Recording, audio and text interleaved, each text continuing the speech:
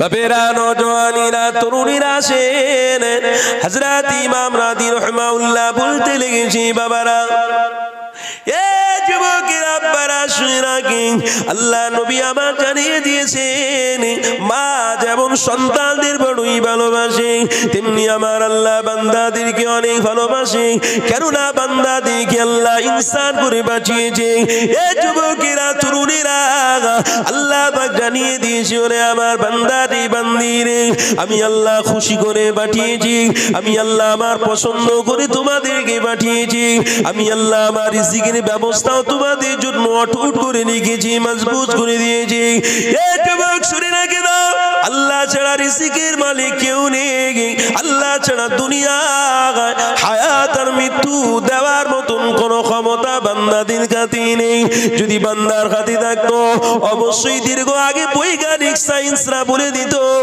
এই দুনিয়া কেউ চালিত করে না একজন বান্দা চালিত করে তার নামটাও ঘোষণা করে দেওয়া হতো এ যুবকেরা তরুণীরা দুনিয়া কি জানাচ্ছে এটা আমরা ইমানদার আমরা সবাই তো জানি তিনার নাম হলো ইয়া রাজ্জাক যুল কুওয়াতিল মাতিন এ যুবকেরা তরুণীরা ও আমার বাপেরা ও যুবক ছেলেরা বাবারা খবরদার তোমরা রাস্তায় দাঁড়িয়ে থেকো না বাবা খবরদার বাড়িতে বসে বসেও কাটিয়ে দিও না গো আজকের এমন ইমানি মজলিস পেয়েছো আগামীকাল আমরা ইমানি মজলিস নাও পেতে পারি কাল আমাদের বেঁচে থাকার ওয়াদা এটা আমরা জানি না আল্লাহ পাক জানিয়ে দিয়েছি বান্দারে আমি আল্লাহ কখন কোন সময় কোন রাতে তোমাদের মৃত্যু দেবো এ তো আমি আল্লাহ সে তো ভেবেই রেখেছি আমি আল্লাহ আমার থেকে উদ্দে কেউ নেই কেননা আল্লাহ পাক জানিয়ে দিয়েছে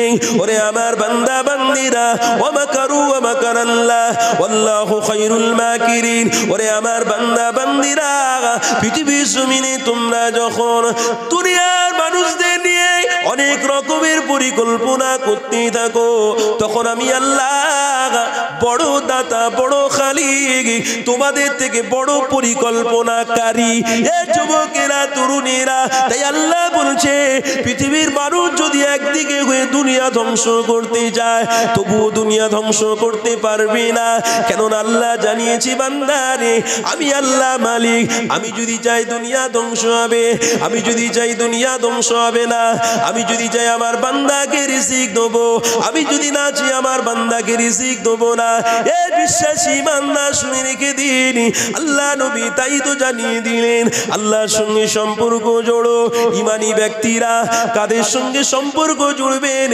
আল্লাহর সঙ্গে সম্পর্ক জুড়বেন ওরে আমার মা বোনেরা আজকের সময় এসেছে ঈমান মজবুত করার সময় ঈমান যদি মজবুত না হয় তাহলে আমাদের বেঁচে থাকা বেকার হবে কোনো লাভ হবে না গো কোনো ফায়দা হবে না গো তাই তো আল্লাহ নবী জানিয়ে দিলেন মা যখন বাচ্চাকে আদর করে বাচ্চা যখন কান্নাকাটি করে ওই সময় মায়ের বড় দয়া লাগে মায়া লাগে আল্লাহ নবী সেই সময় জানাতে লাগলেন বাবা তোমার মা বাচ্চাকে যতটা ভালোবাসে তার থেকে কোটি কোটি কোটি কোটি গুণ বেশি আমার আল্লাহ বান্দাদের ভালোবাসে এ যুবকেরা তরুণীরা সেই বুখারী কিতাবের মধ্যে আছে একজন ব্যক্তি তার উটের উপরে খাবার সামানপত্র নিয়ে সফর করতে শুরু করে দিল রাস্তায় হাঁটতে হাঁটতে হাঁটতে হাঁটতে এক জায়গায় পরিশ্রম নেওয়ার জায়গায় এলো তার শরীরটা বড় অসুস্থ উটটাকে বেঁধে দিল ওই উটের নিচে দাঁড়িয়ে দাঁড়িয়ে আস্তে আস্তে করে পরিশ্রম নেওয়ার জন্য বিশ্রাম নেওয়ার জন্য বসে পড়লো এমন করে আস্তে আস্তে দেখা যায় ওই মানুষটার ঘুম লেগে গিয়েছিল কিছুক্ষণ পরে যখন মানুষটা আবার উঠে দেখলো আমার উট কোথায় আমার সাবারির উপরে আমার খাবার দাবার সবই ব্যবস্থা ছিল ওগুলো কোথায় হারিয়ে গেল ওই মানুষটার স্বাভাবিক কষ্ট হবে কেন আমার সফর অনেক দূর আমার যানবাহনটা কোথায় হারিয়ে গিয়েছে আমার খাবার কোথায় হারিয়ে গিয়েছে ওই মানুষটা কি করে খেতে পাবে মরুভূমি এলাকা ওই মানুষটা কষ্ট পাবে ওই মানুষটা দুঃখ পাবে ওই মানুষটা চোখের পানি ইমানি আসবে আর আল্লাহর পাকের কাছে হাত দুটো তুলে দোয়া চাইবে, কারণ এছাড়ার কোনো রাস্তা নেই। ইমানদার ব্যক্তির কথা আল্লাহ নবী আবার জানাতে লাগলেন, বাবা শুনে রেখে দাও, ওই মানুষটা ইমানদার মুত্তাকি আল্লাহর কাছে হাত দুটো তুলে দোয়া চাইতেছে, ও রব্বি আল্লাহ পাক, আমার উটের উপরে সামান ছিল, উটের উপরে খাবার ছিল, আমার যানবাহনটা কোথায় হারিয়ে গেল, আল্লাহ আপনি ব্যবস্থা করে দিন। এ যুবকেরা, তরুণীরা, ইমানি ব্যক্তিদের পাওয়া দেখেন আল্লাহ কতটা প্রেম করে, কতটা ভালোবাসে। ওই মানুষটা যখন আল্লাহর কাছে হাত তুলে দোয়া চাইতে লাগলো, ওই মানুষটা হঠাৎ করে খুঁজতে খুঁজতে খুঁজতে দেখতে পায় ওই মানুষটার সামনে তার হারিয়ে যাওয়া সওয়ারি খাওয়ার দিয়ে আবার তার সামনে দাঁড়িয়ে আছে। হবে না ভাই, শরিয়তের হুকুম হচ্ছে জিনিস হারিয়ে গেলে একটা দোয়া পড়া, জানা আছে না নেই? নামাজ যখন পড়েন নিয়ত আছে না নেই? নামাজের রুকু সিজদা করলে তার একটা দোয়া আছে না নেই? ইমামের পিছনে নামাজ পড়লে তার একটা ইক্তেদা করার দোয়া আছে না নেই? সেই রকম ইসলামের মধ্যে একটা গুরুত্বপূর্ণ মেসেজ কি, মানুষের যখন কিছু হারিয়ে যাবে তখন মানুষ দোয়া চাইবে আল্লাহর কাছে। কি বলবে? ইন্না লিল্লাহি, বলুন না, ইন্না লিল্লাহি ওয়া ইন্না ইলাইহি রাজিউন। আমরা তো স্মরণ করি না আল্লাহকে, যখন মাল হারিয়ে যায় তখন আমরা কি করি? বান মারার জন্য চেষ্টা করি। কি করে হারিয়ে গেছে সেই নখের দ্বারাই বোঝা যায়। কে নাকি আয়নার মধ্যে দেখায়, কি গো খারাপ নিচ্ছেন নাকি, দেখায় না সব, ওই সব দিকে আমরা ধাপিত থাকি, ছোটাছুটি করি কি করে আমার মাল পাওয়া যাবে। আল্লাহ বলছেন, বান্দা তোমার জন্য একটা সিস্টেম করেছি। প্রত্যেক জিনিসের, দুনিয়ার প্রত্যেক জিনিসের একটা সিস্টেম আছে, ইসলামেরও সব জিনিসের সিস্টেম আছে। কি গো তাই তো নাকি? খাওয়ার তরিকা, ঘুমানোর তরিকা, মানুষের চলার তরিকা, মানুষের সঙ্গে কথা বলার তরিকা, আদব, লেহাজ, তাহলিল, ভালোবাসা, প্রেম, সবকিছু ইসলামের মধ্যে আছে। তাই তো অনেক গায়ের মুসলিম ইহুদি তারা ইসলামটাকে একসেপ্ট করে আস্তে আস্তে করে মুহাম্মাদের অনুসারী হয়ে গেছে। একটু জোরে হবে না? আমার একটা বন্ধু ছিল, আমি বলছি কথাটা, মনে পড়ে গেল যখন। ভাই কথা বলতে উঠলে অনেক কিছু কথা মনে পড়ে। আবার সমাজে অনেকজন কি মনে করে জানেন, হুজুর কি বলছে, এদিকে একবার ওদিকে একবার, একটু একটু করে কথা বলছে। এটা আমাদের ঠিক ম্যাচিং হচ্ছে না। সমাজে বলে এরকম। ভাই ইমানি মজলিসে যখন এসে বসেছি, আমার দায়িত্ব হবে আল্লাহ আল্লাহ রসুলের কথাটা শুনবো, অবশ্যই আমার শিক্ষণীয় ব্যাপার থাকলে, না জানা থাকলে সেটা আমি গ্রহণ করব।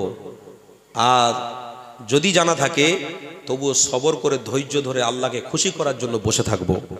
এটাই হলো ইমানদারদের খসলত, এটা হচ্ছে ইমানদারদের মুহাব্বত, ভালোবাসা। এটা যদি থাকে অবশ্যই আল্লাহকে আপনি খুশি করলেন, আর এটা যদি না থাকে আল্লাহকে আপনি খুশি করতে পারবেন না।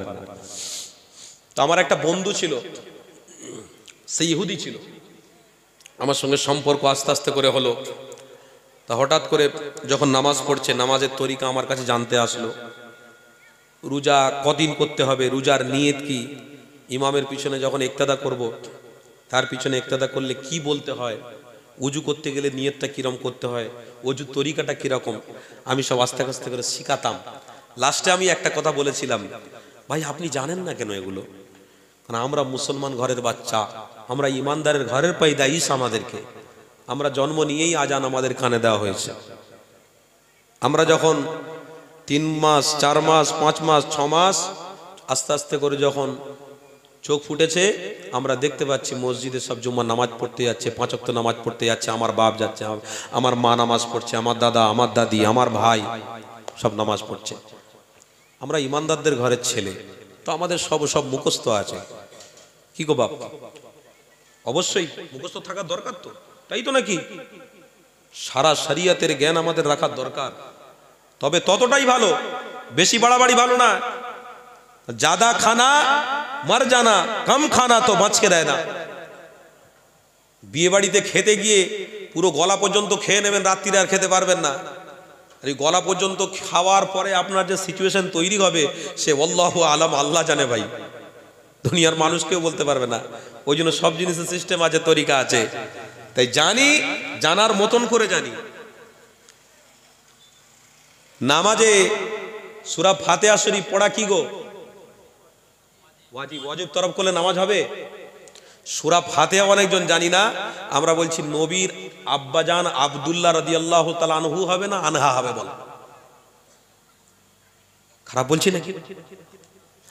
আম্মাজান আয়েশা তিনি আমার রাসূলুল্লাহর কোন নম্বর বিবি, কত নম্বর বিবি ওটা বলেন। কেন ভাই, ফাতিহা মুখস্থ আছে আপনার? নামাজে সূরা ফাতিহা শরীফ না পড়লে আপনার নামাজই হবে না।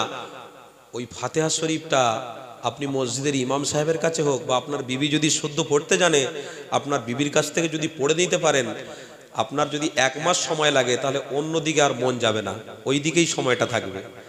আমরা মেন গোড়া ধরতে পারিনি, আমরা গাছের সব পাতাগুলো ধরছি,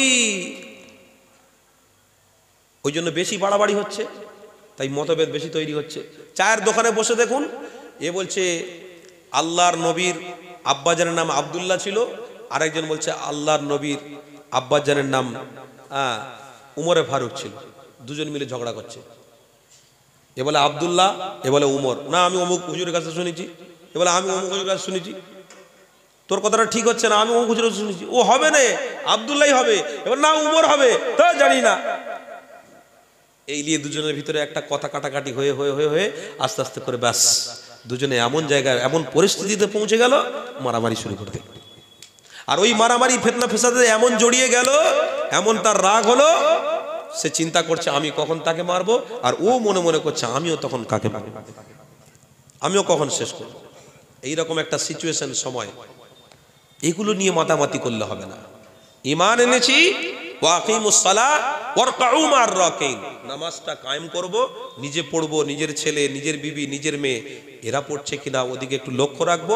ওয়ারকাউ মা'আর রাকিন, জামাতের সঙ্গে যারা রুকু করছে তাদের সঙ্গী হয়ে নামাজ পড়ব, 27 গুণ সওয়াব আপনি পাবেন।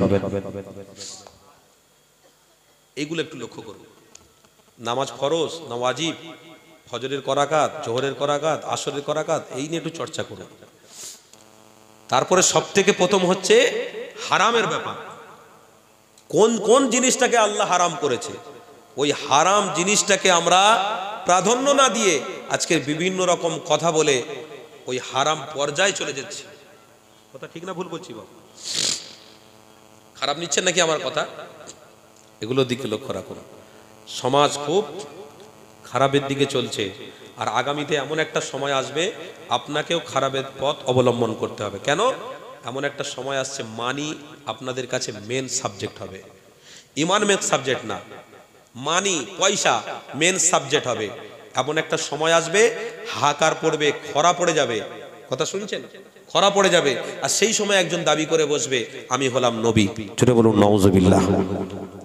দাবি করেছিল না করে না? আল্লাহ নবীর পরে দাবি করেছিল না করে না?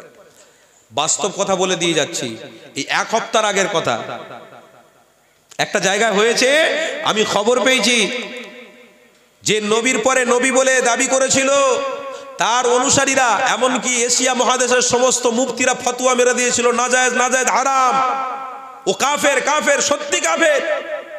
আনা খাতামুন নবিয়্যিন আলা নাবিয়্যি বাদি, নবী আসবেন না, নবীর পরে কেউ যদি নবুয়াতের দাবি করে তাহলে সে কাফের। ইন্নাল্লাযীনা কাফারু, এতে সন্দেহ আছে? ইমানদাররা বলুন না জবান দিয়ে, সন্দেহ আছে? কোনো সন্দেহ নেই। আমি বোঝাতে চাচ্ছি একটা, আমি যেটা ছেড়েছি ওটাও বলবো, কিন্তু যখন প্রসঙ্গে একটা কথা এসে গেছে তখন একটুখানি বুঝিয়ে দিই। এমন একটা দিন আসবে, সময় আসবে, মানুষের হাতে কিছু থাকবে না, খরা পড়ে যাবে, খরা দেখা যাবে। এটা আল্লাহর তরফ থেকে এক ধরনের গজব, যেমন করোনা, যেমন আমফান, যেমন এই রকম ইত্যাদি ইত্যাদি গজব, সেই রকম গজব এক ধরনের। তখন কিন্তু মানুষ হাহাকার পড়বে, সে কোনটা হারাম কোনটা হালাল ওসব দেখবে না। কথা শুনতে পাচ্ছেন? তখন এক ধরনের মানুষ বলবে আপনার আমার ইমানটাকে শেষ করে দেওয়ার জন্য আমি নবী। যখনই নবী বলে বসবে সমস্ত মানুষ তার দিকে আকৃষ্ট হবে। তাই হয়েছিল। তারপরে এখন করে হাইয়েস্টলি ওই নবীর অনুসারী আনসারী বিন সাকিল বিন সাবিত এই রকম একটা নাম ওই নবী দাবি করো, সে এখন দাবি করে বসেছে আমি হলাম ঈসা নবী। চলে বলুন নাউজুবিল্লাহ। এই হাইয়েস্টলি এক সপ্তাহের কথা। আর সেই দাবিটা যে করেছে তার অনুসারী একজন ইমাম মসজিদে নামাজ পড়ায়। মসজিদে নামাজ পড়াতে পড়াতে হঠাৎ করে ধরা পড়েছে। ধরে নিয়ে এসে তাকে দাঁড় করিয়ে রেখে বলছে, বলুন আপনি কাকে ঈসা নবী বললেন? সে বারে বারেই একটা কথা বলছে। কেন বলছে? তার কাছে মানি, টাকা, গাড়ি, নারী সব কিছু তার কাছে ফিল আপ করে দেওয়া হয়েছে, কোনো দিক থেকে তার অসুবিধে নেই। তাই সে তাদের দিকে মগ্ন হয়ে গিয়ে নিজের দাড়ি, নিজের টুপি এসব দিকে সম্মান না করে পয়সার পিছনে পড়ে নিজের ইমানটাকে শেষ করে দেওয়ার জন্য নিজেও গুমরা হবে, আর তার পিছনে যারা ইক্তেদা করে নামাজ পড়ছে তার সাথে সাথে তারা ওই মানুষটার প্রচার করছে, তারাও গুমরা হবে। দুজনেই গুমরা। কেন? নিজেকে ঈসা নবী বলে দাবি করছে। জোরে বলুন নাউজুবিল্লাহ। পয়েন্ট কি? পয়েন্টটা হলো এটা, তারা এই জন্য দাবি করছে তাদের কাছে কোটি কোটি টাকার অফার এসেছে। ভাই কি বললাম? কোটি কোটি টাকার অফার এসেছে। তো এমন একটা খরা আসবে, সময় এমন একটা আসবে, বান্দাদের কাছে টাকা থাকবে না। বান্দা ওই টাকার লোভে যে নবী বলে দাবি করছে তার দিকে মুতাওয়াজ্জু হবে, তার দিকে তারা অগ্রসর হবে। সেই জন্য ইমানদার সংখ্যায় অনেক কম হবে। কথা শুনছেন? বাবেরা, নওজওয়ানেরা, তরুণীরা, আব্বারা, আল্লাহ পাক পবিত্র কোরআনে জানিয়ে দিয়েছিল, ওরে আমার বান্দা বান্দিরা, আমি আল্লাহ তোমাদেরকে সাবধান করে দেওয়ার জন্য যুগে যুগে পয়গম্বর আলাইহিস সালাতু ওয়াস সালাম দের পাঠিয়েছি। আমার মনোনীত পয়গম্বর অন্য কেউ না, তিনি তোমাদের কাছে সবথেকে বড় নিয়ামত। তিনি হলেন মুহাম্মাদুর রাসূলুল্লাহ। এই মুহাম্মদ রাসূলকে তোমরা প্রেম করো। মুহাম্মদ রাসূল হলো আমার শ্রেষ্ঠ, মুহাম্মদ রাসূল হলো তোমাদের কাছে নিয়ামত। এ যুবকেরা, ও আমার নবীর প্রেমিকেরা, তাই তো আল্লাহ যুগে যুগে যেমন নবী আলাইহিস সালাম পাঠিয়েছিলেন, মুহাম্মদ রাসূলকে তেমন পাঠিয়ে আল্লাহ পাক জানিয়ে দিয়েছিলেন, ওরে আমার বান্দারে, ওরে আমার বান্দিরে, আমার হাবিবকে তুমি ভালোবাসো, আমার হাবিবকে তোমরা প্রেম করো। আমার হাবিবকে যদি ভালোবাসো, আমি আল্লাহ জানিয়ে দিলাম অবশ্যই তারা যেন আমার সাথী হলো। এই যুবকেরা, তরুণীরা, তাই তো আল্লাহ নবী আমার জানিয়ে দিয়েছিলেন, বাবা সাহাবারা শুনে রেখে দাও, এমন একটা দিন আসবে, সময় আসবে, যেদিনে মানুষেরা পয়সা থেকে দৌড়াবে, পয়সা পয়সা পয়সা করতে চাইবে। এই যুবকেরা, তরুণীরা, এইরকম সময় মানুষদের ইমান এক ধরনের মানুষরা লুটতে চাইবে, তারা টাকা খরচা করবে, তারা পয়সা খরচা করবে, ইমানদারদের ইমানটাকে লুটার জন্য তারা চেষ্টা করবে। এই যুবকেরা, এটা এখন শুরু হয়ে গিয়েছে, এখন ইমান মানুষের লুটা শুরু হয়ে গিয়েছে। ও বাপ, খবরদার খবরদার, যা জানেন ওই বিশ্বাসটুকু আপনি রাখেন, অবশ্যই আপনি কামিয়াবি হতে পারবেন, নাহলে কামিয়াবি হওয়া আপনার জন্য বড় কঠিন হয়ে যাবে। কেননা আল্লাহ নবী জানিয়ে দিয়েছিলেন, বাবারা, দুনিয়া জমিনে যারা সুখ শান্তি করবে, আল্লাহর নিয়ামতের সর্বশ্রেষ্ঠ নিয়ামত জান্নাত তারা পাবে না। কেননা দুনিয়া জমিনে সব কিছু করার পরেও আল্লাহ দাসত্বের দিকে যারা থাকবে, আল্লাহ নবীকে যারা প্রেম করবে, আল্লাহ নবীকে যারা মহব্বত করবে, সেই রাস্তায় যারা যাবে, আল্লাহ নবী জানিয়ে দিলেন তারা তো আল্লাহর প্রেমিক হবে। যুবক শুনে রেখে দাও, আল্লাহর ভালোবাসার কথা বলছিলাম, আল্লাহর প্রেমের কথা বলছিলাম। ইমানদার শোনো শোনো, আল্লাহর মদদ সাহায্য কেমন করে আসবে? এ যুবকেরা, তরুণীরা, ওই মানুষটা যখন হারানো জিনিস আবার যখন ফিরে পেয়ে গেল, ওই মানুষটা বড় খুশি হয়ে গেল। যুবক শুনে রেখে দাও, যে ব্যক্তি ইমানদার হবে, যে ব্যক্তি মুত্তাকি মুসলমান হবে, আল্লাহ তার পক্ষবাদী নেবে। আরো জোরে বলুন সুবহানাল্লাহ। এ যুবকেরা, তরুণীরা, যে ব্যক্তি ইমানদার হবে না, পৃথিবীর জমিনে তার অনেক কিছু হবে, অনেক সুখ শান্তি আসবে, অনেক কিছু তার হবে, দুনিয়ার মানুষ তাকে দেখে অনেক রকমের কথা বলবে। এই যুবকেরা, দুনিয়ার জমিনে সে রাজা বাদশা হতে পারে, হ্যাঁ ওই রাজাটা যদি আল্লাহর পক্ষে থাকে, ওই রাজাটা যদি মুহাম্মদ রাসূলের পক্ষে থাকে, তবেই তো সে নাজাত পাবে। কিন্তু আল্লাহ বলেছে, বান্দারে আমার নিয়ামত ভক্ষণ কর, আমার শুকরিয়া আদায় কর, অবশ্যই খাটাখাটনি কর। কেন খাটাখাটনি করতে আমি মানা করিনি? আমার যত নিয়ামত আছে তোরা নেওয়ার জন্য চেষ্টা কর। ফান্তাশিরু ফিল, আমার আল্লাহ পবিত্র কোরআনে জানিয়েছে, ওরে আমার বান্দা বান্দীরা, তোরা পৃথিবীর জমিনে সব কিছু নেওয়ার জন্য চেষ্টা কর, কিন্তু ওই নিয়ামতগুলো নিয়ে আমার রাসূল যে সিস্টেমগুলো শিখিয়ে দিয়েছে, ওই সিস্টেমের পক্ষপাতী নিয়ে তোরা ওই রাস্তায় ব্যয় কর। ওই রাস্তায় ব্যয় করলে আমি আল্লাহ আমাকে তোমরা পেয়ে যাবে। আমাকে তোমরা পাওয়ার সাথে সাথে আমি আল্লাহ জানিয়ে দিলাম, ওই বান্দার মৃত্যু হওয়ার সাথে সাথে অবশ্যই তার জন্য ইয়াউমুল কবর, ইয়াউমুল কিয়ামা, সমস্ত জায়গাতে আমার আল্লাহ পাক তার সাথী হয়ে যাবে। এই যুবকেরা, তরুণীরা, পয়সাওয়ালাদেরও কোনো অসুবিধে নেই, আর যারা গরিব তাদের জন্য কোনো অসুবিধে নেই। দুই পক্ষ আল্লাহকে খুশি করতে পারে, দুই পক্ষ আল্লাহকে রাজি করতে পারে।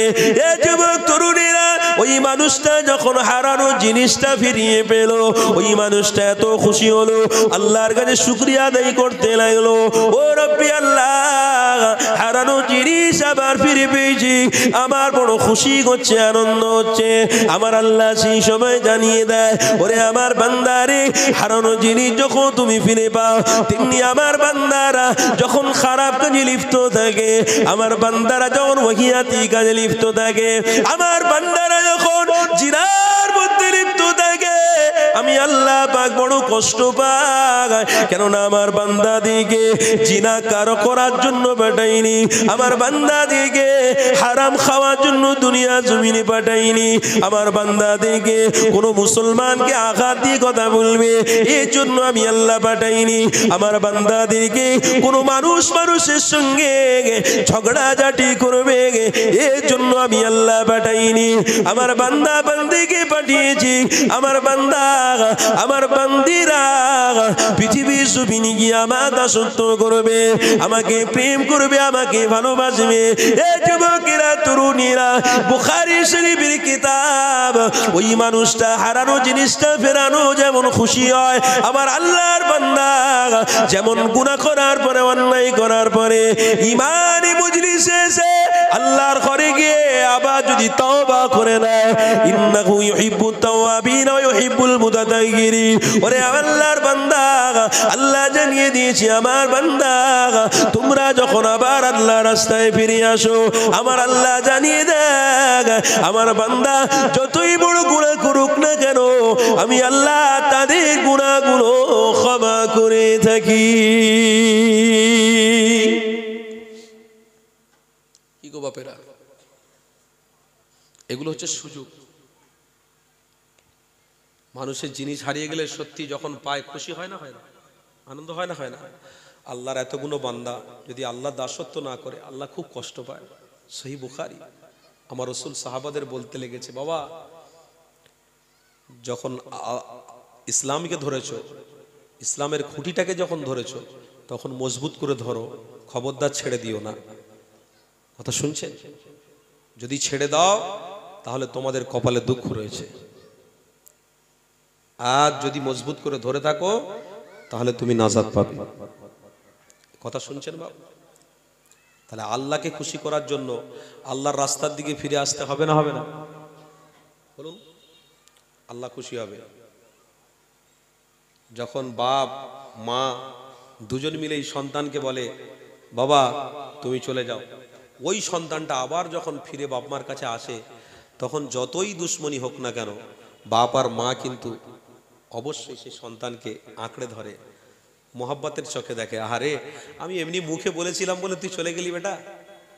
কথা শুনছেন না? দরুদ শরীফ, আল্লাহুম্মা সাল্লি আলা।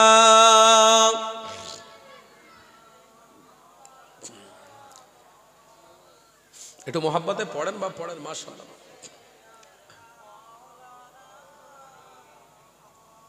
বাবু তোমরা পুরো পিছনের দিকে বসে আছো, একটু সামনের দিকে আসবে না বাপ?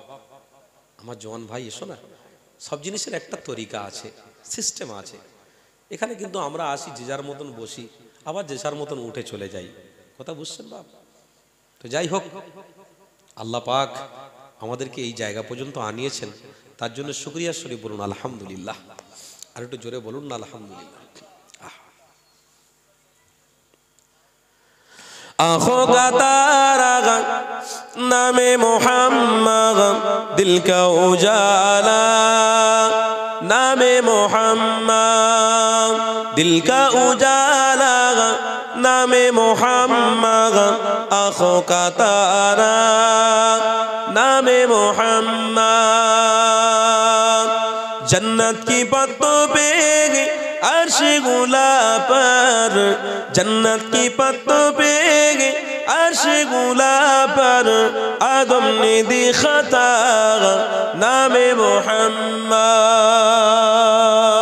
जो হবে না, आँखों का तारा नामे मोहम्मद, दिल का उजाला नामे मोहम्मद। रब मुझको पूछेगा तू क्या क्या लाया, रब मुझको पूछेगा तू क्या क्या लाया, मैं कहूँगा नामे मोहम्मद। आँखों का तारा नामे मोहम्मद, दिल का उजाला नामे मोहम्मद। ला इलाहा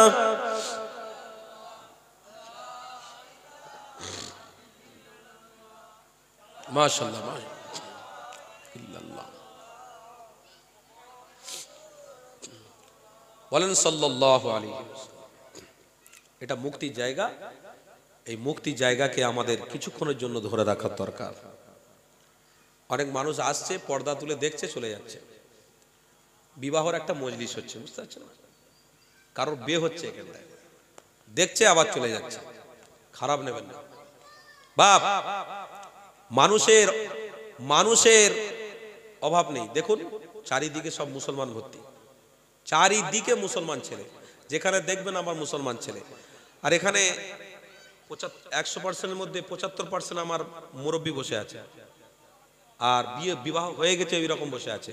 জওয়ান ছেলে মাত্র 10 জন। অথচ দেখুন আল্লাহ নবী জানালেন জওয়ানদের দোয়া আল্লাহর দরবারে বেশি কবুল হয়, জওয়ানদের ইবাদত আল্লাহর দরবারে বেশি কবুল হয়। এই রক্তের গরমে আল্লাহর দিকে ফিরে এসো। রক্তের গরম নিয়ে এখানে ওখানে নিজের যৌবন জীবনটাকে কাটিয়ে দিলে তুমি ধ্বংস হবে, আর তোমার পিতা তোমাকে যে জন্ম দিয়েছে তার জন্য সেও ধ্বংস হবে। কেন? পিতাও তো কোনোদিন বলেনি। সাবধান, সতর্ক হতে হবে। আজকে সময় খুব খারাপ চলছে। এই বাবা তোরা দাঁড়িয়ে আছো, বসো না বাবা, আয় না রে বাবা, দাওয়াত দিয়ে নিয়ে আসতে হবে। কেন? ইমানি মজলিসে দাওয়াত দিয়ে নিয়ে আসতে হয়। কথা শুনছেন? অনেক কিছু বলে তবে আফসোস আফসোস। বাপেরা, নওজওয়ানেরা, তরুণীরা ও আমার নবী পাকের প্রেমিকেরা, আসেন তবে যে খোদা বলছিলাম আল্লাহ পাক বান্দাকে কতটা ভালোবাসে। এ যুবক তরুণীরা, খবরদার, আমরা ইমানদার মুত্তাকি হয়েছি, ইমানদার ঘরে জন্মগ্রহণ করেছি। অবশ্যই আমার ইমান, আপনার ইমান মজবুত করা লাগবে। যদি আপনার ইমান আমার ইমান মজবুত করতে পারি, খোদার কসম করে বলি আল্লাহ নবী তোমার আমার জন্য জিম্মেদার হবে। আল্লাহ নবী দায়িত্ব নেবে, কোনো চিন্তা নেই। ওয়া আলাইকা ফিল জান্নাহ, আল্লাহ রাসূল দায়িত্ব নিচ্ছে তোমরা জান্নাতি। জোরে বলুন সুবহানাল্লাহ। এ যুবকেরা, তরুণেরা, ও আমার নবী প্রেমিকেরা আল্লাহ পাকের নবী জানিয়ে দিয়েছিলেন। বাবা সাহাবারা শুনে রেখে দাও, আল্লাহ পবিত্র কোরআনের আয়াত নাযিল করে দিলেন সূরা বনী ইসরাঈল 23 নম্বর আয়াত। আল্লাহ পাক স্পষ্ট ভাবে জানিয়ে দিয়েছে, ঈমানদারীরা শোনো শোনো, আল্লাহ পবিত্র কোরআনে কি জানিয়ে দিয়েছে, ওয়াকাযা রাব্বুকা আল্লা তা'বুদু ইল্লা ইয়্যা ওয়া বিল ওয়ালিদাইনি ইহসানা। আল্লাহ পবিত্র কোরআনে জানিয়ে দিয়েছে, ওরে আমার বান্দারে, আমি আল্লাহ পাক আমার দাসত্ব একমাত্র করবি, তাছাড়া কারো দাসত্ব করতে যাবি না, কারোর দিকে যাবি না। শয়তানি দল অনেক বেরোবি, তাদের দিকে তোরা থাকবি না, তাদের পথ অনুসরণ করবি না, তাহলে গুমরাহ হয়ে যাবি। আমি আল্লাহ আমার নিয়ামতের শুকরিয়া আদায় করার মতো ক্ষমতা রাখবি না। এই যুবকেরা, তরুণীরা, এই হক পথ, সত্য পথ আল্লাহ নবী প্রতিষ্ঠিত করতে এসেছিল। আল্লাহ নবীর পরে সাহাবারা করেছিল, তারপরে তাবে তাবে সিদ্দিক, শুহাদা, সালিহিন, খুলাফায়ে রাশিদিনরা করেছিলেন।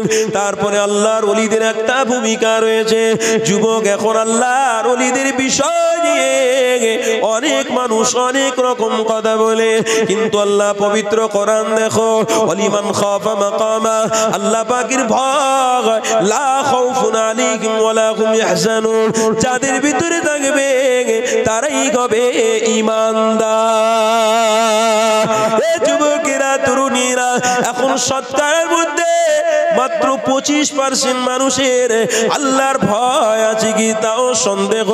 75% আল্লাহর ভয়ের দিকে নেই, 75% দুনিয়াদারির দিকে চলে গেছে। এই যুবকেরা, শুনে রেখে দাও, আপনি আমি যে নাকি ইমাম বলে মানি, দাদা হুজুর পীর কেবলা, অবশ্যই ভূমিকা তেনার অনেক রয়েছে।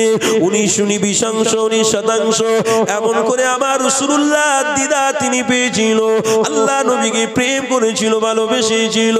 এই যুবক তরুণীরা, দাদা পীর রহমাতুল্লাহ আলাইহি ইসলামের ভূমিকা অনেক তিনি রেখেছিলেন। তাই তো আমার রাসূলুল্লাহর দিদা তিনি পেয়েছিলেন। যাদের ভিতরে ঈমান থাকবে, আল্লাহ নবীকে তারা প্রাধান্য দেবে, আল্লাহ নবীকে যারা প্রাধান্য দেবে, অবশ্যই তাদের হাত, তাদের পা, তাদের জবান কোনোদিন খারাপ কথা যাবে না, কোনোদিন খারাপ পথে যাবে না, কোনো খারাপ রাস্তায় তাদের যেতে পারে না। কেননা মুহাম্মদ রাসূলকে যারা প্রেম করে, ভালোবাসে, এই যুবকেরা, তরুণীরা, তাদের ভূমিকা আল্লাহ পাক জানিয়ে দিয়েছে, ইন্না আউলিয়া আল্লাহ, তারা হবে আল্লাহর বন্ধু। আর একটু জোরে বলুন সুবহানাল্লাহ। এই যুবকেরা, তরুণীরা, দাদা পীর রহমাতুল্লাহ আলাইহি রক্তকে পানি করে দিয়ে গ্রামে গ্রামে গিয়ে মসজিদ চিনিয়েছিল, গ্রামে গ্রামে গিয়ে মাদ্রাসা চিনিয়েছিল। দাদা পীর রহমাতুল্লাহ আলাইহি গ্রামে গ্রামে গিয়ে মানুষদের ঈমানগুলো মজবুত করে দিয়েছিল। দাদা পীর রহমাতুল্লাহ আলাইহি যে বা যারা ধরেছিল, আল্লাহ নবীর দিদার তারা পেয়েছিল। এই যুবকেরা, তরুণীরা, এখন এমন একটা দিন এসেছে, এই দিনে আল্লাহর ওলিদের বিরোধিতা করতে লেগেছে, আল্লাহর ওলির ভুল ধরতে লেগেছে। তারা জানে না আল্লাহর ওলিদের ভুল ধরলে আল্লাহ নবীর ভুল ধরাবে। কেননা আল্লাহর ওলিদের যারা বিরোধিতা করলো, তারা নবীর বিরোধিতা করলো, আল্লাহ নবীর কাজগুলোই তো এনারা প্রতিষ্ঠিত করেছিল। এই যুবক তরুণীরা, শুনে রেখে দাও, আল্লাহর ওলির বিরোধিতা করতে যেও না। কেননা তেনারা নামাজের সিস্টেমটা আমাকে আপনাকে শিখিয়েছে, মসজিদে গেলে কতটা সওয়াব পাবে এই বিষয়ে দেখে আল্লাহর ওলিরা এরকম শিখিয়েছিল। এই যুবকেরা, তরুণীরা, তাই ঈমানদার সহজে হয়নি গো, আল্লাহর ওলিদের ভূমিকা ছিল বলেই তবেই তো আজকে ঈমানদার হয়েছি। খাজা হুজুরের কথা আমি আপনি জানি, খাজা হুজুর কতটা কষ্ট করেছিল ঈমানি দাওয়াত দিতে গিয়ে, বান্দাদেরকে হিদায়াতের রাস্তা দেখাতে গিয়ে। খাজা হুজুরের উপরে অনেক অনেক কষ্ট দিয়েছিল, অনেক দিনাদেরকে লাঞ্ছিত অপমানিত করা হয়েছিল, কিন্তু আল্লাহ এমন পাওয়ার দিয়েছিল, খাজা হুজুর পীর কেবলা তিনি এমন পাওয়ার আল্লাহর তরফ থেকে পেয়েছিল। দুশমন যারা এসেছে খাজা হুজুরকে দেখে ইসলাম গ্রহণ করেছিল। এই যুবকেরা তরুণীরা, তাই তো আমি আগে পূর্বে একটা কথা বলছিলাম, একজন ইহুদির ছেলে, খ্রিস্টানের ছেলে, ওই বাচ্চাটা নামাজ শিখতে লেগেছে, ওই বাচ্চাটা রোজা শিখতে লেগেছে, ওই বাচ্চাটা নামাজের পদ্ধতি জানতে লেগেছে আমার কাছ থেকে। আমি বললাম আমরা ইসলাম ঘরের ছেলে, তাই আমাদেরকে বেশি শেখাতে হয় না, অল্পই আমরা শিখতে পেরে গিয়েছি। এই যুবকেরা, ওই খ্রিস্টান মানুষটা তখন বলেছিল আমি মুসলমান ঘরের বাচ্চা নয়, আমি অনেক খ্রিস্টান ছিলাম, আমি অনেক কষ্ট পেয়েছি, আমি অনেক দুঃখ পেয়েছি, তারপর ইসলামটাই গ্রহণ করেছি। আস্তে আস্তে করে যখন ইসলামটাকে আমি রেসপেক্ট করলাম, ইসলামটাকে আমি প্রাধান্য দিলাম, তখন আমার বাড়ির লোকেরা আমার বিরোধিতা করতে লাগলো, আমার খাবার বন্ধ করে দিল, আমার সঙ্গে লেনদেন সবকিছু বন্ধ করে দিল, আমার সঙ্গে কথা বন্ধ করে দিল। আমি বাড়ি থেকে বের হইলাম, আমি বাড়ি থেকে বের হয়ে আস্তে আস্তে আস্তে আস্তে করে এই জায়গায় এসে দাঁড়িয়েছি। তবে এখন কোথায় আছি আমি বাড়ির লোক কেউ জানে না। এই যুবকেরা তরুণীরা, বলেন তো দেখি, ওই মানুষটা কেন ইসলামকে স্প্রেড করলো, ভালোবাসলো? কেননা মুসলমানদের কথা, মুসলমানদের নামাজ পড়া, মুসলমানদের হজে যাওয়া, মুসলমানদের মাইয়াত হয়ে গেলে যখন তাদের জানাজারে নামাজটা পড়ানো হয়, ওই জানাজারে নামাজটা পড়ানো সে দেখেছে। ওই জানাজারের নামাজ পড়ার পরে যখন মাটিটা দিতে যাওয়া হয়, ওই মাটিটা দিতে যাওয়াটা সে দেখেছে। আর বলেছে না না, এসব কিছু দুনিয়ার কিছুই না, এসব কিছু সে, এসব কিছু মিথ্যা মিথ্যা, এসব কিছুকে প্রাধান্য দেওয়া যাবে না। তবে ওই ব্যক্তিটা যে নামাজ পড়ে অবশ্যই আমার ভালো লেগেছে। ওই মানুষটা রোজার মাসে 30টা দিন রোজা রাখে, আমার বড্ড ভালো লেগেছে। মুসলমানদের মারা গেলে লাশটাকে নিয়ে জানাজা সুন্দর করে পড়ায়, আবার মাটি সুন্দর করে দেয়, আবার যখন গোসল দেয় সুন্দর করে গোসল দেয়। এটাই আমার পছন্দ হয়েছে, তাই আমি ইসলামটাকে ভালোবেসেছি। আস্তে আস্তে করে ইসলামের দিকে ফিরে এসেছি। এই যুবকেরা তরুণীরা, সে যে আমল করতে লেগেছে, ওই আমল খাঁটি হবে, ওই আমল বেকার হবে না। কেননা সে আগে অন্য ছিল, এখন ইসলামে এসেছে, যে আমলগুলো করছে মুহাব্বত করে করবে, প্রেম করে করবে। তাই আল্লাহ দরবারে হতে পারে আমার আপনার থেকে আগে জান্নাতি হতে পারে। এই যুবকেরা তরুণীরা, কেন কেন আমার আপনার আগে জান্নাতে যাবে? কেন আমি মুসলমান ঘরের ছেলে হয়েও আমি নামাজ ভালো করে পড়তে পারিনি, ইমানি মাহফিলে আসতে পারিনি, আব্বা মাকে ভালোবাসতে পারিনি, মুসলমানদের ঘরে জন্ম নেওয়ার পরে নিজের ভাইকে ভাই বলে মেনে নিতে পারিনি, নিজের আত্মীয় স্বজনের সঙ্গে সম্পর্ক বিচ্ছিন্ন করেছি, মানুষদের সঙ্গে খারাপ ব্যবহার করেছি, তাই আল্লাহ আমার উপরে নারাজ হয়ে যেতে পারে। এই যুবক তরুণীরা, তাহলে এখানে একটা বোঝার ব্যাপার আছে। আপনি আমি ইসলামটা পেয়েছি, সুন্দরভাবে আদবের সঙ্গে ইসলাম পেলাম, কিন্তু সেই ইসলাম পেয়েছে মা বাপের কষ্ট পেয়েছে, এমন করে মা বাপের কাছ থেকে তেজ্য পুত্র হয়ে বাড়ি থেকে বের হতে হয়েছিল। কোথায় না কোথায় রাত জাগিয়েছে, কোথায় না কোথায় রাত পাঠিয়েছে। এই যুবক, পেটে এক মুঠো খাবার হয়েছে না হয়নি, তাও অনেক সন্দেহ রয়েছে। এই যুবক, সে ইসলামটাকে এত ভালোবেসে সব কিছুকে ত্যাগ করে যখন আমল করতে শুরু করেছে, অবশ্যই তার প্রতিভা আমার আল্লাহ খুশি যেন হয়ে যায়, আমার রাসূলের প্রেমিক যেন আমি হয়ে মরতে পারি। এই যুবক তরুণীরা, তাহলে আমি আপনি তার থেকে অনেক পিছনে হয়ে যাব কেন? আমার উচিত ছিল তার থেকে আরো সুন্দর করে ইসলামে রিসপেক্ট করা, তার থেকে সুন্দর ইসলামে নামাজ পড়া, রোজা রাখা, হজ করা, তার থেকে আরো সুন্দর করে ভাই ভাইয়ের সঙ্গে সম্পর্ক করা। এটা আমার আপনার উচিত ছিল, কিন্তু আমি আপনি করিনি, পিছিয়ে পড়েছি। বা এই জন্যে আগামীতে আমার আপনার উপরে যদি গজব আসে, এক ধরনের মানুষের উপরে গজব আসবে না, কেননা তাদের ভিতরে আল্লাহর ভয়, আল্লাহ নবীর ভালোবাসা ছিল। আমার আপনার ভিতরে আল্লাহ ভয়, আল্লাহ নবীর ভালোবাসা না থাকার কারণে শুধু তুমি পড়েছিলাম, শুধু দাঁড়িয়ে রেখেছিলাম, এইটা রাখলে ইসলাম বলা যায় না। ভালোবাসা, প্রেম রাখলে আল্লাহ পাকের সাথী হওয়া যায়। আরেকটু জোরে হবে না? গজবে মরবো আমি আপনি, পাক্কা ইমানদাররা কোনোদিন মরবে না। একটা ভিডিও ভাইরাল হয়েছে জানেন না, একটা মানুষ 100 বছর পরে কোনো একটা কারণবশত লাশটাকে সরানো হয়েছে, যখন কবরটা খুলেছে যেমন সাদা সাফেদ দাড়ি, সুন্দর চেহারা, তেমনি কাফন। জোরে বলুন সুবহানাল্লাহ। ওই হলো প্রকৃত ইমানদার। আমি আপনি ইমানদার বলি ঠিকই কথা, কাজগুলো যখন করতে যাই সেগুলোর মধ্যে দুরকম হয়ে যায়। ইন্নামাল আমালু বিন্নিয়াত, নিয়ত করে ফেলি, আবার নিয়ত বানচাল করে দিই, না ওটা করব, আবার মনে মনে করি না ওটা করব। কথা শুনছেন?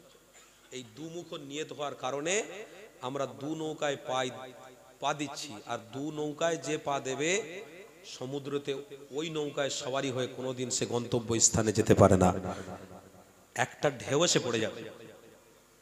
সে দু নৌকায় পা দিয়েছে, দুই নৌকায় পা দিলে হবে না, একটা নৌকায় পা দিতে হবে। আমার জীবন, আমার যৌবন, আমার হায়াত, আমার মৃত্যু, আমানতু বিল্লাহ, আমার আল্লাহ দিয়েছে, আল্লাহর জন্য আমি উৎসর্গ করব। একটু মহব্বতে হবে না, আল্লাহর জন্য উৎসর্গ করব। আল্লাহ দিয়েছে, ইন্নাল্লাহ আশতারা মিনাল মুমিনিনা আনফুসাহুম ওয়া আমওয়ালাহুম বিআন্না লাহুমুল জান্নাহ। আমি আল্লাহ বলছি, তোমরা জান আর মালটা আমার দিকে দাও, আমি আল্লাহ তার বিনিময়ে সোনার সুন্দর উপহার জান্নাত দেব। আজকের পরিবেশ কি হচ্ছে? সব নিজেদের দোষেই হচ্ছে। আর যারা সদ্য ঈমান এনেছে, মুসলমান হয়েছে, তাদের অন্তর দিয়ে যতই টাকা দুক, যতই পয়সা দুক, ঈমানের নূরটাকে বার করতে পারবে না, ওই মোহাব্বত প্রেমটাকে বার করতে পারবে না। কেন বলুন তো? তারা নতুন আনুক, তবুও তারা বার করবে না। এই জন্যে তাদের অন্তরে আল্লাহ রসুলের ভয়, আল্লাহ প্রেম, আল্লাহর খৌফ আর মুহাম্মদ রসুলের প্রেম এতটা অন্তরে বেশিয়ে ফেলেছে, তাদের বিবি যদি চলে যায়, তার মা যদিও চলে যায়, তার টাকা যদিও বিলীন হয়ে যায়, যাক কোনো অসুবিধে নেই, কিন্তু আমার আল্লাহর রসুলকে অন্তরে জায়গা দিয়েছি, আমি ছাড়তে পারবো না। জোরে বলুন সুবহানাল্লাহ। আজকের আমরা ইসলামের ঘরে জন্ম নিয়ে আমাদের পরিবেশ আমরা নিজেরাই খারাপ করছি, আমাদের পরিবেশ আমরা নিজেরাই খারাপ করতে লেগেছি। একটু ভেবে দেখুন কিরকম করে খারাপ হচ্ছে। যদি গোড়া ঠিক হতো, আগাও ঠিক হবে। কথা ঠিক না ভুল বলছি? এক একটা বাড়িতে এক একজন সিকিউরিটি হিসেবে যদি কাজ করতাম, তাহলে আমার ছেলেটা অবশ্যই ঠিক রাস্তায় চলতো, আমার মেয়েটা ঠিক রাস্তায় চলতো। এক একজন এমন মনে করি, দৌড় মিয়া, তারা বুঝতে শিখেছে, করুক গে যাক। ও দাঁড়িয়ে দাঁড়িয়ে যদি মদও খায়, আমি বাপ হয়ে দেখে চলে আসবো, অসুবিধা নেই। দাঁড়িয়ে দাঁড়িয়ে জিনাও যদি করে, তারা করছে, অসুবিধা কোথায়? করুক যাক, কোনো অসুবিধা নেই। এই জন্য দায়ী আপনি। খবর রেখেছেন? আপনার খবর আছে, আপনি দায়ী। কেন? আপনার উচিত ছিল আপনার বাচ্চাটাকে ইসলাম দরদি করে মরা উচিত ছিল। আল্লাহর প্রেম, নবীর ভালোবাসা, আল্লাহর সঙ্গে সম্পর্ক আর মুহাম্মদ রসুলের সুন্নাতের উপরে সম্পর্ক গড়ে আপনাকে মরা। তাতে করে কি লাভ হবে?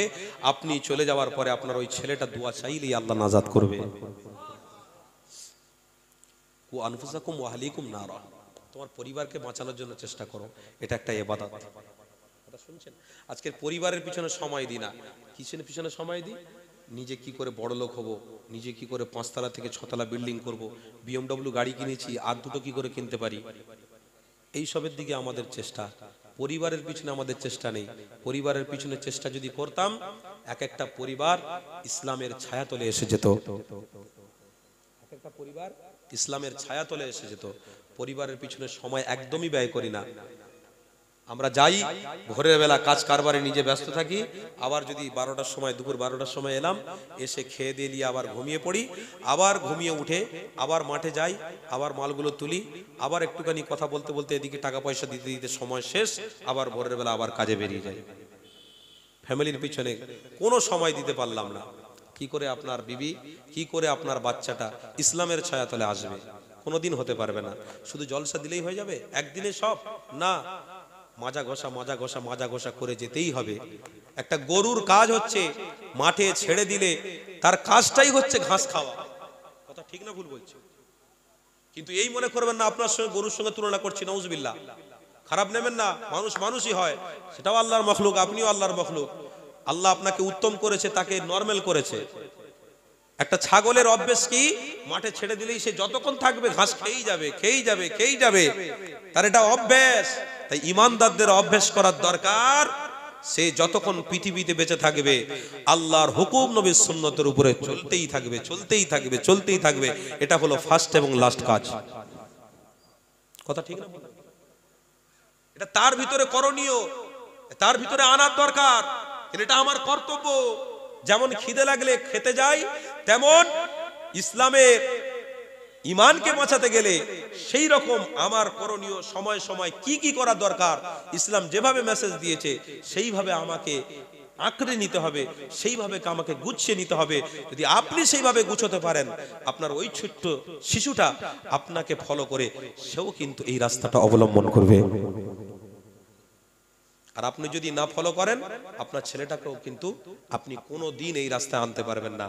আপনি যখন রক্তের গরমে খারাপ কাজ করলেন, গালিজ কাজ করলেন, আপনার ছেলেটা তখন বাচ্চা, আপনি রক্তের গরমে এটা ওটা করে নিয়ে এবার বয়স হচ্ছে, এবারে নামাজি হচ্ছেন। কথা শুনছেন? তাহলে জয়সা করনি ওয়াসা বারনি। আপনি এক সময় ওই রকম করেছেন, আপনার ছেলে কেন করবে না? কি গো, কথা খারাপ দিচ্ছে না বলেন না গো? আপনি এক সময় করেছেন, আপনার ছেলে কেন করবে না? তাহলে আপনাকে এখন থেকে সাবধান হওয়া লাগবে। আপনি যদি ঠিক হন, আপনার পরের জেনারেশনটাও ঠিক হবে। আর আপনি যদি ঠিক না হন, পরের জেনারেশনটা কোনোদিন ঠিক হতে পারে না। তাই সহিহ আবু দাউদ শরীফের কিতাবের মধ্যে আছে, বান্দা যদি আল্লাহর সঙ্গে সম্পর্ক করো তো বেশি বেশি করে তওবা করো। আল্লাহর ভয় যদি কেউ রাখতে চাও তো বেশি বেশি করে তওবা করো। দাউদ শরীফের হাদিসের মধ্যে আছে, আবু দাউদ, যে তওবাকারী বেশি হবে আমার আল্লাহর সে তত প্রিয় হবে। এত গুনাহ করে ফেলেছি, কোনোদিন তওবা করার সময় পাইনি। টাকা পয়সায় ব্যস্ত হয়েছি, ব্যবসা বাণিজ্য ব্যস্ত হয়েছি, কোনোদিন একবার ভুলেও তওবা করিনি। আবার বললে কেউ মনে করিয়ে দিলে তাও আমরা মনে করি না, তাও আমরা পড়ি না। এতটা নিচু স্তরে নেমে গিয়েছি। কি করে পড়বো? আমার অন্তরের ভিতরে যে একটা দুনিয়াদারির সিচুয়েশন ঢুকিয়ে ফেলেছি, একটা দুনিয়াদারির গোলমাল ঢুকিয়ে ফেলেছি। কি করে তওবা থাকবে? শুধু তো মগজটা, দিমাগটা শুধু ওই দিকেই চলে যাচ্ছে, ওই দিকেই চলে যাচ্ছে। কি করে হবে? কি গো, আমার কথার উপরে রাগ নিচ্ছেন নাকি? আপনারা রাগ করছেন নাকি? আল্লাহ মাফ করেন। অবশ্যই আমাদেরকে সাবধান, সতর্ক অবলম্বন করতে হবে। কেন? আল্লাহর নবী 1 তারিখে মসজিদে নববীতে বসে আছেন, হযরতে জিবরাইল আলাইহিস সালাম তিনি আল্লাহর নবীর কাছে আসলেন। কি গো, শুনছেন আমার কথা? আল্লাহর নবীর কাছে যখন আসলেন, আল্লাহ নবী জিজ্ঞাসা করছেন, জিবরাইল তুমি তো আল্লাহর মেসেজ বাহক, তুমি আল্লাহর মেসেজগুলো পয়গম্বর আলাইহিমুস সালাতু ওয়াস সালামদের কাছে পৌঁছে দাও।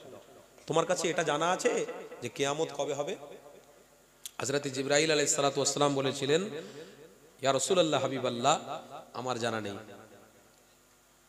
ইয়া রাসূলুল্লাহ হাবিবাল্লাহ, জিবরাইল জিজ্ঞেস করছেন, আপনার কি জানা আছে? আল্লাহ নবী তখন বলেছিলেন, হ্যাঁ, কিয়ামত হবে, একদিন হবে, আল্লাহু আলাম, আল্লাহ জানে, আমি বলতে পারবো না। তবে আমি এটা জানি, কিয়ামত কোনো একটা শুক্রবার জুম্মার দিনে হবে। কিয়ামত কোনো একটা শুক্রবার জুম্মার দিনে হবে। এই ঘোষণাটা যখন সাহাবাদের মুখ চলে গেল সাহাবাদের কাছে, তখন সাহাবারা জুম্মার দিন আসলেই ভয় করতেন। ফজরের নামাজ পড়েলি আর ব্যবসা বাণিজ্য করতেন না, সব মসজিদে চুপচাপ বসে থাকতেন। এখনো পর্যন্ত সেই সিস্টেম আছে। আপনারা হজ করেছেন, হজ করতে যাবেন, আল্লাহ যদি নিয়ে যায়, মদিনা শরীফে গিয়ে দেখবেন আজান দেওয়ার সাথে সাথে এখনো বড় বড় সোনার দোকান, ব্যবসায়ীরা ওই রকম দোকান খুলে ছুটছে, দোকান খুলে ওই রকম পড়ে রয়েছে। একটাও কেউ খদ্দের যদি থাকে, তখন তারা বলে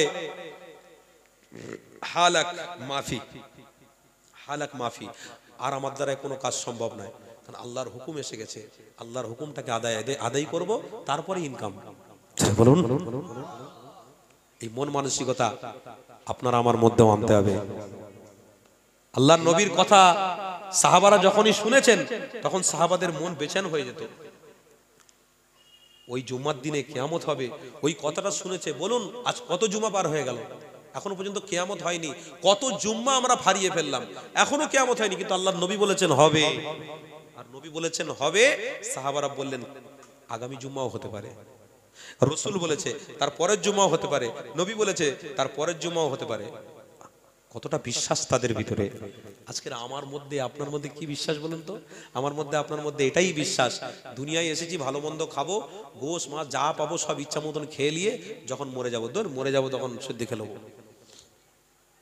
এই বিশ্বাসটাই এসেছে আমাদের মধ্যে। সেই রকম অটুট বিশ্বাস আনতে পারি যে হ্যাঁ আল্লাহর গজব আসবে, আল্লাহ কিয়ামত দেবেন, আল্লাহ দুনিয়া ধ্বংস করে দেবেন, এই রকম বিশ্বাস কিন্তু আমরা আনতে পারি না।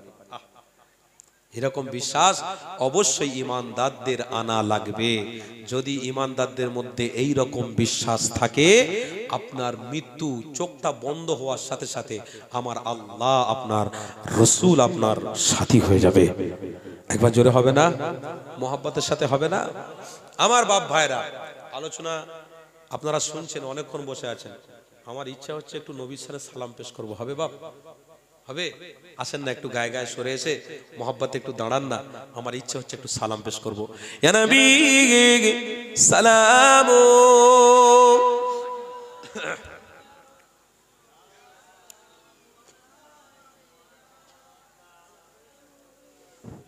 সরে সরে আসেন বাপ।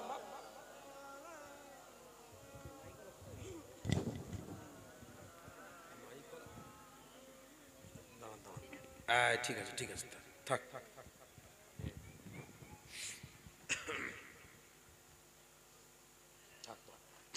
কি গো বাপ, যা কথা বলছি আপনাদের কি অসুবিধা হচ্ছে?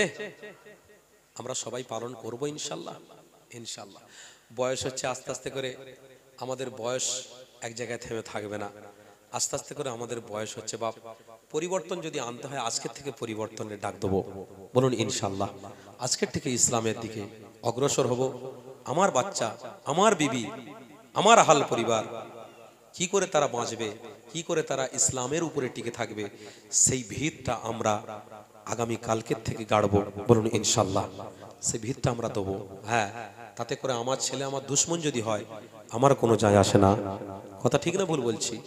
আমার ছেলে যদি আমার দুশ্মন হয়ে যায় আমার কোনো যায় আসে না, কিন্তু ইসলামের ভিতটা রোপণ করেই আমাকে মরতে হবে।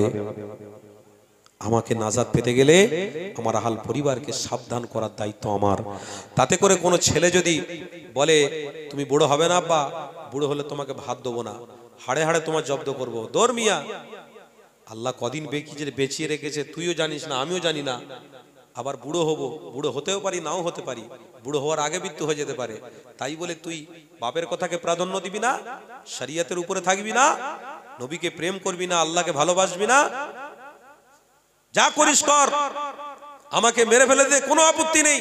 কিন্তু আমি যখন নামাজ পড়তে যাব, আমি যখন দিনই কোনো মজলিসে যাব, অবশ্যই তোকে দাওয়াত দিয়ে যাব। তুই আসতে চাস আয়, না আসতে চাস না, কিন্তু আল্লাহর কাছে বলতে পারবো ইয়া রব্বি আল্লাহ, আল্লাহ তো সবই কিছু জানে, আল্লাহর কাছে এটা বলতে পারবো আল্লাহ আমি বলেছি আমার ছেলে শোনে নে। এটা অন্তত বলার ক্ষমতা আমরা অবশ্যই রাখবো।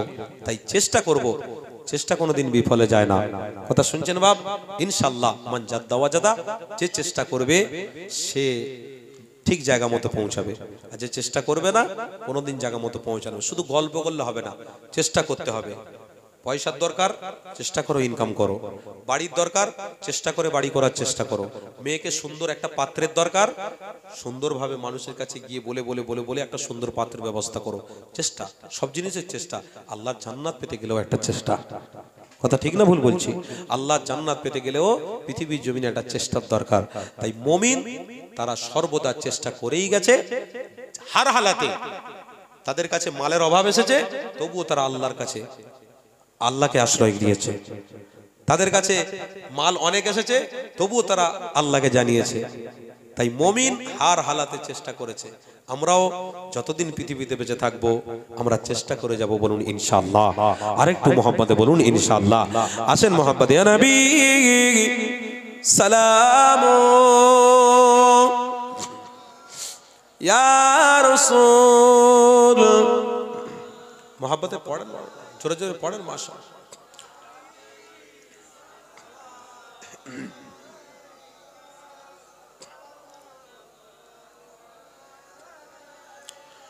কঠিন হাসর দিন কি আছে মোদের এ কপাল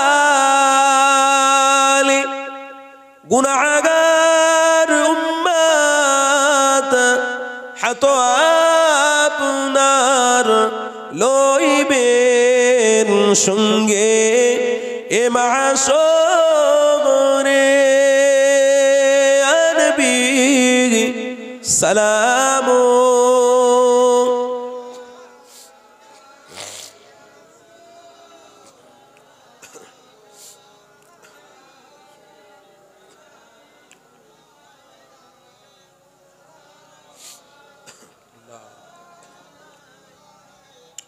या नबी नामो ओ प्यारा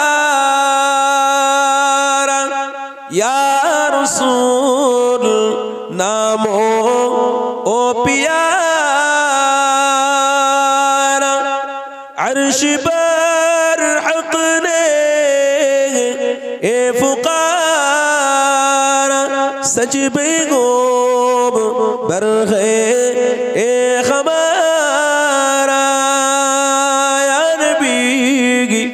सलाम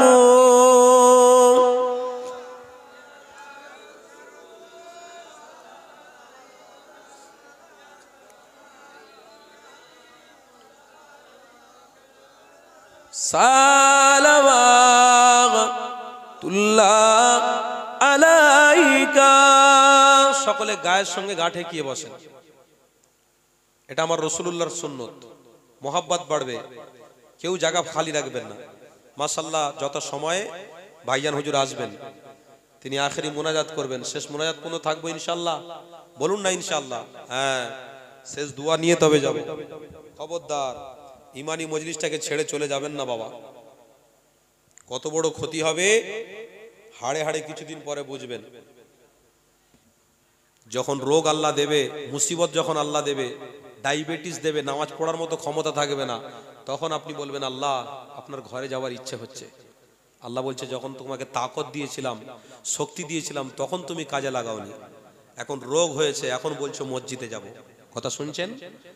তাই সুযোগ যখন এসেছে খুব সাবধান হন, এই সুযোগে কাজ কিছু করে নেন। হ্যাঁ, সুযোগ যখন এসেছে সুযোগে সদ্ব্যবহার করুন। দরুদ শরীফ আল্লাহুম্মা সাল্লি আলা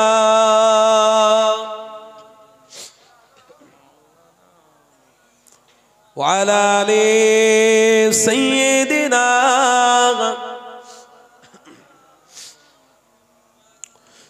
हमने आँखों से देखा नहीं है मगर उनकी तस्वीर सीने में मौजूद है।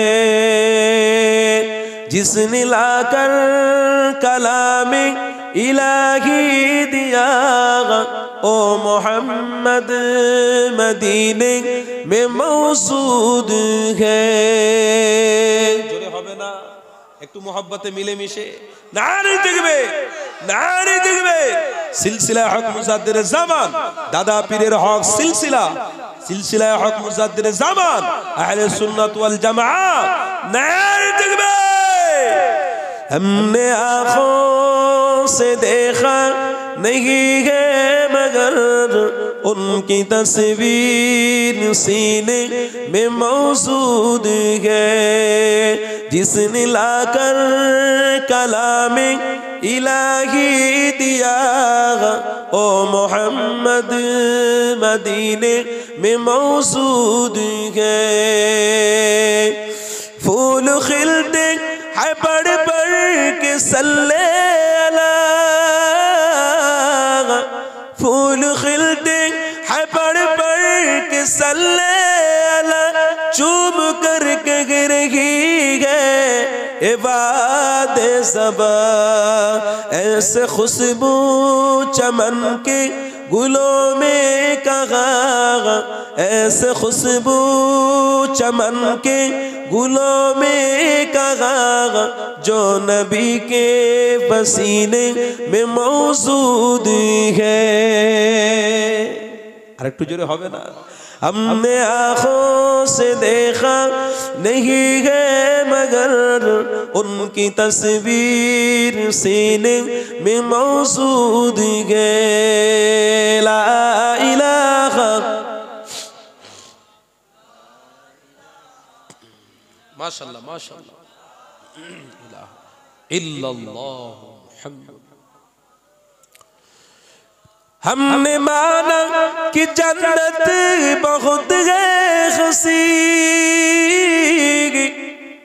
हमने माना कि जन्नत बहुत है हसीन, छोड़कर हम मदीना न जाए कहीं। यूं तो जन्नत में सब है मदीना नहीं, यूं तो जन्नत में सब है मदीना नहीं, और जन्नत मदीने में मौजूद है। हमने आँखों से देखा नहीं है मगर उनकी तस्वीर सीने में मौजूद है। जिसने लाकर कलाम इलाही दिया ओ मोहम्मद मदीने में मौजूद है। ला इलाहा इलाहा इल्लल्लाह ला इलाहा इल्लल्लाह मुहम्मदुर रसूलुल्लाह। अल्लाहुम्मा सल्ले अला